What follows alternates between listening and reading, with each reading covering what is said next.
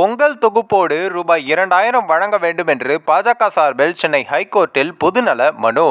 பொங்கல் பரிசு தொகுப்புடன் ஒவ்வொரு ரேஷன் கார்டுதாரருக்கும் ரூபாய் 2000 வழங்க வேண்டும் என பாஜக வழக்கறிஞர் சென்னை உயர்நீதிமன்றத்தில் பொதுநல மனு தாக்கலும் செய்துள்ளார்.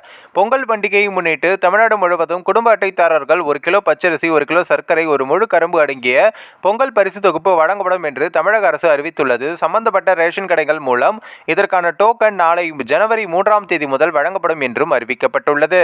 சம்பந்தப்பட்ட ரேஷன் கடைகள் மூலம் இதற்கான டோக்கன் இன்று ஜனவரி 3ஆம் தேதி முதல் வழங்கப்படும் என்றும் அறிவிக்கப்பட்டுள்ளது.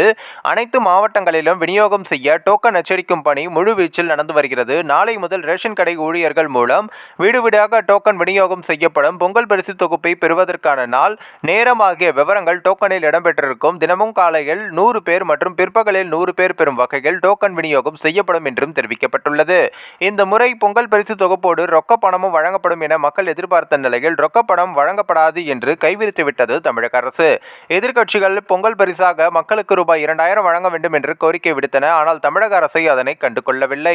இந்நிலையில் பொங்கல் பரிசு தொகுப்புடன் ரூபாய் 2000 வழங்க வேண்டும் என்று பாஜக சார்பில் சென்னை உயர்நீதிமன்றத்தில் வழக்கம் தொடரப்பட்டுள்ளது. கடந்த ஆண்டு போல இந்த ஆண்டும் பொங்கல் திருநாளை ஏழை எளிய மக்கள் சந்தோஷமாக கொண்டாட அனைத்து ரேஷன் கார்டு அட்டைதாரர்களுக்கும் பொங்கல் பரிசு பொருட்களோடு ரூபாய் 2000 உதவித்தொகை வழங்க கோரி பாஜக வழக்கறிஞர் ஏற்காடு ஏ. மோகன்தாஸ் சென்னை ஹைகோர்ட்டில் மனு தாக்கலும் செய்துள்ளார்.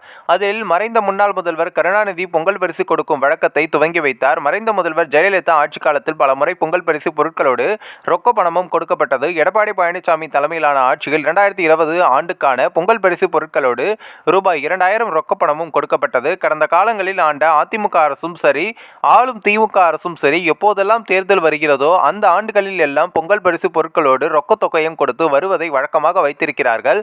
வாக்காளர்களை கவரும் வண்ணம் இத்தகைய அறிவிப்பை வெளியிட்டனர். இப்போதெல்லாம் தேர்தல் வரவில்லையோ அப்போதெல்லாம் கஜானா காலி என்று சொல்லி ரொக்க தொகையை கொடுக்க மறுத்து வந்து உள்ளனர். கடந்த 2023ஆம் ஆண்டு அனைத்து எதிர்க்கட்சிகளின் எதிர்ப்புக்கு பிறகு மு.க. ஸ்டாலின் தலைமையிலான திமுக அரசு சார்பில் பொங்கல் பரிசுகளோடு ரூபாய் 1000 ரொக்க தொகையாக வழங்கப்பட்டது. ஆனால் தற்பொழுது இந்த ஆண்டு வரும் பொங்கல் பண்டிகைக்கு பொங்கல் பரிசுகள் அப்படி பொருட்கள் மட்டுமே விநியோகிக்கப்படும் என்று ரொக்கப்பணம் ஏதும் கொடுக்க முடியாது என்றும் நிதியமைச்சர் தங்கம் தென்னரசு தெரிவித்துள்ளார்.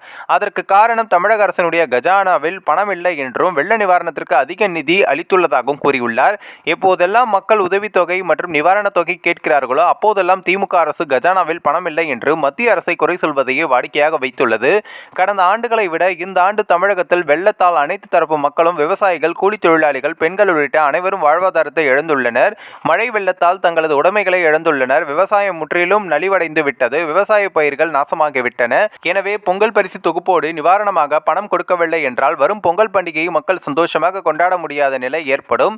எனவே ஏற்கனவே கடந்த காலங்களில் வழங்கப்பட்டது போல் இந்த ஆண்டும் பொங்கல் திருநாளை கொண்டாட ரேஷன் கார்டு அட்டைதாரர்களுக்கு தலா ரூபாய் 2000 பணத்தை பொங்கல் பரிசு தொகுப்போடு கொடுக்க தமிழக அரசுக்கு உத்தரவிட வேண்டும் என்று கோரிக்கையும் வைத்துள்ளனர். முன்னதாக தமிழக அரசின் தலைமை செயலர், நிதித்துறை செயலர் மற்றும் ரேஷன் பொருட்கள் விநியோகத்துறை கோரிக்கை மனுக்களை அனுப்பினார் பாஜக வழக்கறிஞர் மோகன்தாஸ். தமிழக அரசு அதனை பரிசீலித்து பொங்கல் தொகுப்பில் ரொக்க பணத்தை சேர்க்காத நிலையில் சென்னை உயர்நீதிமன்றத்தில் மனு தாக்கலும் செய்துள்ளனர். இந்த மனு விரைவில் விசாரணைக்கு எடுத்துக்கொள்ளப்பட உள்ளது. இந்த வழக்கில் சென்னை ஹைகோர்ட் பிறப்பிக்கும் உத்தரவை பொறுத்தே இந்த ஆண்டு பொங்கல் பண்டிகைக்கு மக்கள் பொங்கல் தொகுப்போடு ரொக்க பணமும் கிடைக்குமா கிடைக்காதா என்பது தெரிய வரும்.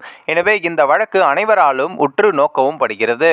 இந்த ஒரு வீடியோ குறித்து உங்களுடைய கருத்துக்களை நீங்க மறக்காம கமெண்ட்ஸ்ல சொல்லுங்க. நம்ம ஏஷியாநெட் நியூஸ் தமிழம் தொடர்ந்து ஃபாலோ பண்ணுங்க.